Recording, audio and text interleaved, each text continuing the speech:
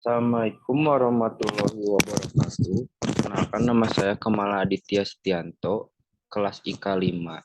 Di sini saya akan mempresentasikan materi tentang komunikasi sebagai wujud partisipasi masyarakat dengan solusinya.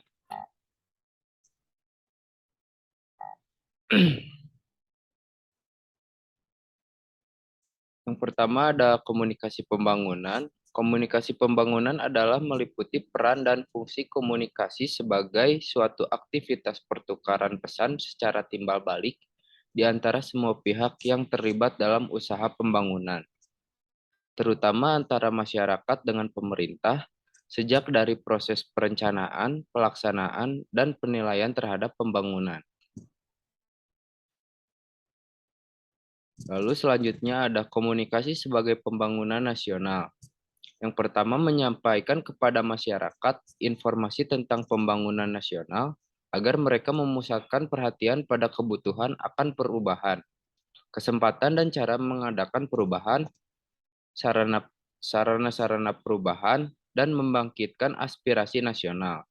Yang kedua, memberikan kesempatan kepada masyarakat untuk mengambil bagian secara aktif dalam proses pembuatan keputusan, memperluas dialog agar melibatkan semua pihak yang membuat keputusan mengenai perubahan, memberi kesempatan kepada para pemimpin masyarakat untuk memimpin dan mendengarkan pendapat rakyat kecil, dan menciptakan arus informasi yang berjalan lancar dari bawah ke atas.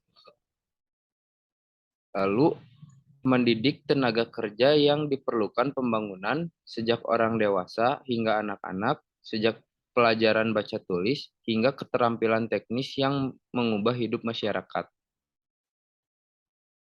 Lalu ada 4 peranan komunikasi dalam pengembangan partisipasi masyarakat. Yang pertama, menumbuhkan kesadaran masyarakat untuk berpartisipasi. Yang kedua, menginformasikan tentang adanya kesempatan bagi masyarakat untuk berpartisipasi. Yang ketiga, menunjukkan dan meningkatkan kemampuan untuk berpartisipasi, lalu menggerakkan kemauan masyarakat untuk berpartisipasi. Lalu selanjutnya ada solusi. Yang pertama, terapkan umpan balik atau feedback. Ini dilakukan agar semua pesan bisa dikonfirmasi, apakah sudah diketahui, dipahami, dilakukan, dan diterima secara baik atau tidak. Yang kedua ada empati pengutaraan pesan.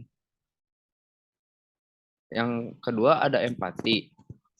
Pengutaraan pesan harus sesuai dengan situasi dan kondisi psikologis dan latar belakang lingkungan si penerima, apakah sehat, bingung, sedih, ataupun gembira.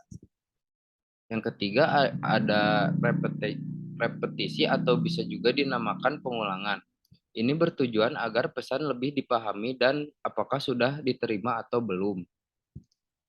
Lalu yang keempat ada memakai bahasa yang simpel dan relevan. Ini ditunjukkan agar penerima bisa lebih memahami pesan dengan gamblang. Yang terakhir, menata arus informasi ketika melaksanakan komunikasi. Peserta komunikasi dianjurkan untuk bisa menahan dan menetapkan apa yang disampaikan agar komunikasi bisa berjalan efektif. Sesungguhnya, terdapat beberapa faktor yang bisa menghambat komunikasi meskipun banyak sekali faktornya. Kita bisa mencegah dengan cara di atas. Dengan mengetahui banyak hambatan dalam komunikasi antar personal, kita selangkah lebih maju untuk bisa mengatasi hambatan komunikasi tersebut.